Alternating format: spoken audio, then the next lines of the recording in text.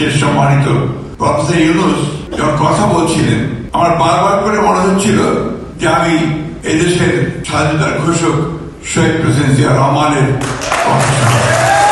লড়াই সংগ্রামের মধ্য দিয়ে বড় হয়েছে এবং এখন লড়াই করে চলেছি। আমরা বিশ্বাস করি বাংলাদেশের মানুষ সংগ্রাম লড়াই এটাদের মজ্জাগত। যে কোনো বিপদে, যে কোনো দুঃসময়ে সবাই এক হয়ে লড়াই করতে জানে, তার প্রমাণ জুলাই দিয়েছে। গত পরশু ইউএস বাংলাদেশ একটা বিজনেস ফোরামের সভা হচ্ছিল। সেখানে আমাদের সম্মানিত, সকলের সম্মানিত, বিশ্বের সম্মানিত প্রফেসর ইউনূস যখন কথা বলছিলেন, আমার বারবার করে মনে হচ্ছিল যে আমি এদেশের স্বাধীনতার ঘোষক শহীদ প্রেসিডেন্ট জিয়া রহমানের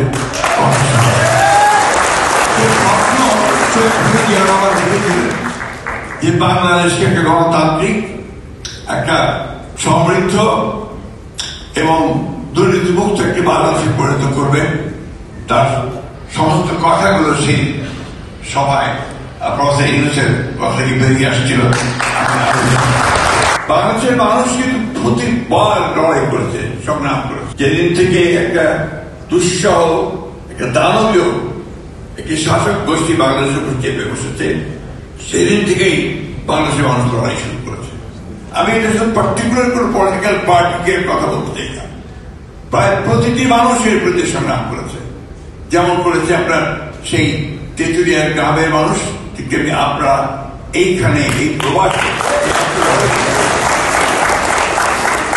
মধ্যপ্রাচ্যে যারা আপনার বাংলাদেশের উন্নয়নে বলুন, প্রতিটি কাজে বলুন, যে সহযোগিতা করছে, সেটাও স্বপ্ন দেখেছিলেন শহীদ প্রেসিডেন্ট জিয়া রহমান। নারীরা আমাদের যে কাজ করছেন এবং একটা নতুন একটা অধ্যায় সূচনা করেছেন, সেটাও কিন্তু স্বপ্ন দেখেছিলেন শহীদ প্রেসিডেন্ট জিয়া রহমান। একটা একজনের শাসন ব্যবস্থা থেকে বহুদলীয় গণতন্ত্র এবং একই সঙ্গে মুক্ত সমাজ, একটা মুক্ত সংবাদ প্রবাহ, freedom of speech, freedom of press, এগুলো স্বপ্ন দেখেছিলেন শহীদ প্রেসিডেন্ট জিয়া রহমান। আজকেও আমাদের নেতারা, তরুণ নেতা আমরা বলি, তিনিও 31 দফা কর্মসূচি দিয়ে সেই নতুন চিন্তা ভাবনা স্পষ্ট করে দৃঢ়তার সঙ্গে বলতে চাই যে আমরা যারা বয়োজ্যেষ্ঠ আছি, আমরা অনেকগুলো লড়াই লড়েছি, আমরা স্বাধীনতার যুদ্ধ করেছি, পরবর্তীকালে গণতন্ত্রের জন্য সংগ্রাম করেছি, লড়াই করেছি। আজকে আমাদের সামনে শহীদরা, যারা তারা এসছে এবং অন্তত আশাবাদী যে আমরা ভবিষ্যতে আমার লড়াইয়ের মধ্যে দিয়ে একটা কথা আমাদেরকে সবসময় মনে রাখতে হবে। সে কথাটা হচ্ছে যে স্বপ্ন দেখতে হবে। প্রফেসর ইউনূস যে স্বপ্ন দেখেছেন, যে দেখছেন, এই স্বপ্নগুলোকে আমাদের সামনে এগিয়ে নিয়ে যেতে হবে। সেটা নিয়ে আমার সামনে এগিয়ে যেতে পারবো বলে আমি বিশ্বাস করি। আমাদের যেটা দরকার, সবচেয়ে বেশি যেটা দরকার, যেটা পলিটিক্যাল কমিটমেন্ট, আমাদের মধ্যে সেই আস্থা দৃঢ়তা থাকতে হবে। বিগত রেজিম আমাদের আস্থা নষ্ট করে দিয়েছিল, বিগত রেজিম আমাদের ধ্বংসস্তূপে পরিণত করেছিল।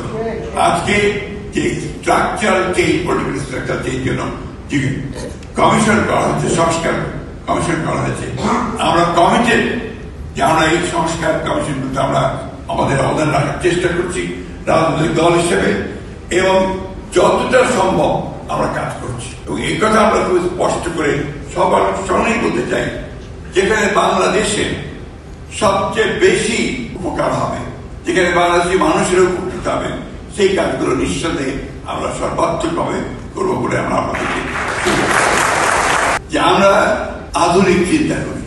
আমাদের পরবর্তী জেনারেশন, আমাদের ছেলেরা, আমাদের মেয়েরা, তারা নিঃসন্দেহে অনেকে বেশি আধুনিক চিন্তা করে। সেটাকে ধারণ করার মতো মানসিকতা আমাদের আছে, সেটাকে প্রমোট করার মতো যে আমাদের এই নতুন জেনারেশন, তারা নিঃসন্দেহে আমাদেরকে সেই নতুন সংগ্রামে, নতুন লড়াইয়ে, নতুন স্বপ্নের মতো দিয়ে আমাদেরকে নতুন দিগন্তের মধ্যে নিয়ে যাবে। যারা সঙ্গে কথা বলছিলাম, আমি অত্যন্ত আশাবাদী হয়ে উঠেছি যে আমাদের মেয়েরা, অর্থাৎ নারীরা, তারা একটা বিশাল ভূমিকা পালন করবেন আমাদের। আসুন একটাই আহ্বান আমাদের সকলের, আপনাদের সকলের কাছে, যে আজকে আমরা সবাই এক হয়ে একই একটা বিষয়ে, বাংলাদেশের বিষয়ে সবার